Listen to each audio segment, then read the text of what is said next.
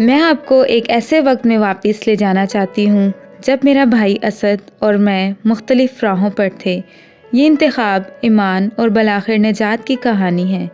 इन आजमाइशों के ज़रिए हमारे सफ़र ने हमें सच्चाई की ताकत दिखाई और मैं इन्हें आपके साथ बांटना चाहती हूँ।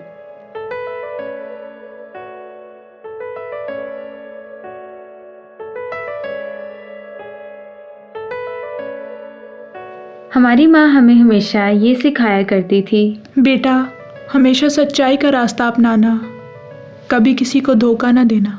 उस दिन दफ्तर के लिए निकलते वक्त मुझे अंदाज़ा नहीं था कि निजात का रास्ता धोखे से शुरू होगा। वालिदैन के गुजर जाने के बाद मैं और असद भाई मिलकर कारोबार को संभाल रहे हैं।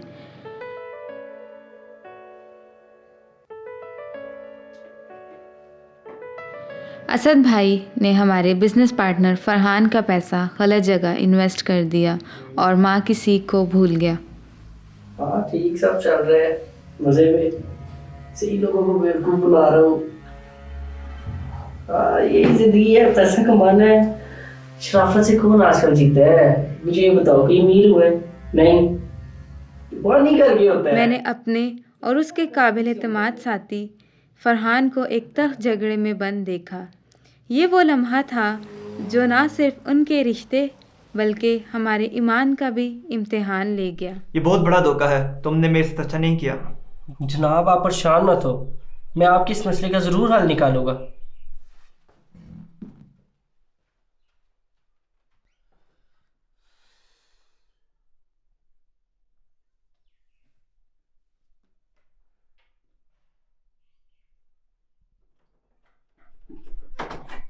असद भाई, प्लीज आप ऐसा काम ना करें, इससे हमारी कंपनी को नुकसान भी पहुंच सकते हैं। मरियम, कारोबार इसी तरह से चलता है, तुम इस बात को नहीं समझ सकती। मेरे लाख समझाने के बावजूद भी असद भाई ने मेरी बात पे गौर नहीं किया। असद भाई, आप खुदा के कलाम की खिलाफ वर्जी कर रहे हैं और आप जानते हैं कि आपके इस धोखे की वजह से हम सब नुकसान उठाएंगे। मरियम, कारोबारी दुनिया की यही सच्चाई है। यकीन रखो, हम ज़रूर इसे बेहतर करेंगे। हमें हमेशा ईमानदारी और सच्चाई के रास्ते पर चलना है, क्योंकि ये धोखे का रास्ता हमें तबाही की तरफ लेकर जाएगा। उफ मरियम, ये इतना भी आसान नहीं जितना तुम समझ रही हो। यकीन रखो, हम ज़रूर इसे बेहतर करेंगे और मैं तुम्हारी बात पर गौर करूँगा। मेरे दिल में ये उम्मीद थी कि मैं अपने भाई को दोबारा ईमानदारी की राह पर गामज़न कर सकूंगी, लेकिन जैसे ही मैंने उसे एक बार फिर मिन्नत की तो ये वाज़िया हो गया कि वो पहले ही बहुत दूर भटक चुका था और वो माँ की सीख को भी भूल चुका था। अब तो मुझे किसी मौज़े का ही इंतज़ार था।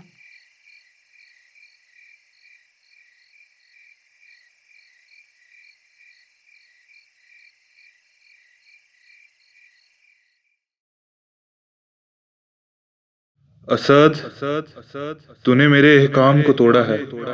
तुझे मेरी हुक्म अदूली नहीं करनी चाहिए थी। मैं अल मसीह खुद तेरा इंसाफ करूंगा।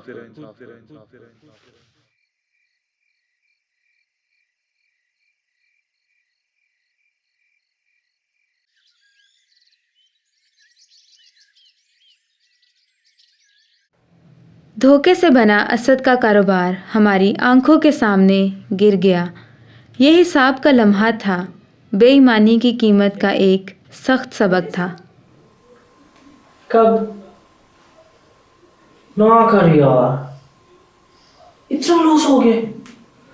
कारोबार में नुकसान होने के बाद असद को वो हुक्म याद आया जो उसको ख्वाब में अलमसीह ने दिया था और उसको अपनी माँ की नसीहत याद आई और उसने अपनी बहन से माफ़ी मांगने और चीज़ों को दुरुस्त करने का फ़ैसला किया। मरियम, बात सुनो। जी भाई, बोले। मरियम, मुझे माफ़ कर दो, मैंने तुम्हारी बात को सीरियस नहीं लिया, इसलिए मुझे बहुत मुसीबत का सामना करना पड़ा है। अच्छा। अब मैं ऐसा बिल्कुल नहीं करूँगा और मैं पूरी कोशिश करूँगा कि हर चीज़ को पहले से दुरुस्त कर दूँ। कोई बात नहीं भाई, खुदा का शुक्र है कि आपको वक्त से पहले समझ आ गई और खुदा आपको सीधी राह पर ले आए।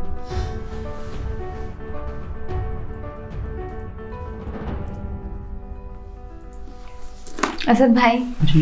अच्छा, मैं चलती हूँ और फिर मिलते हैं। ठीक है।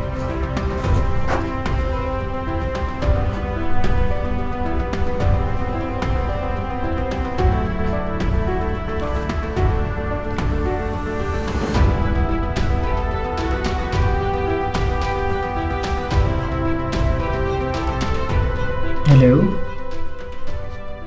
हाँ जी फरहान, कैसे हैं आप? हाँ मैं ठीक हूँ। फरहान, मैं आपसे मिलना चाहता हूँ। मुझ पर भरोसा करो फरहान। हाँ, मैंने आपके मसले का हल निकाल दिया, इसलिए आपसे मिलना चाहता हूँ। मुझे मना मत करो। ठीक है, मिलते हैं। ठीक है, थैंक यू।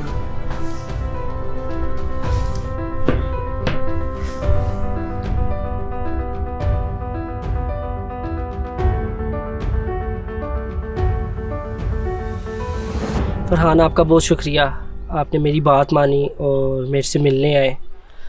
अब मैं ऐसा कभी भी नहीं करूँगा, मैं आपका भरोसा कभी नहीं तोड़ूँगा और अच्छे से सब कुछ करूँगा। मुझे भी बहुत खुशी हुई कि आपने सारी चीज़ों को दोबारा बेहतर कर दिया और तुम्हारी इस बेहतरी की वजह से हमारे दरमियान के खिलाफात भी ख़त्म हो गए। अब हम ज़्यादा तरक्की करेंगे और मिल के काम करेंगे और कभी भी नहीं आपका मैं भरोसा दूँगा।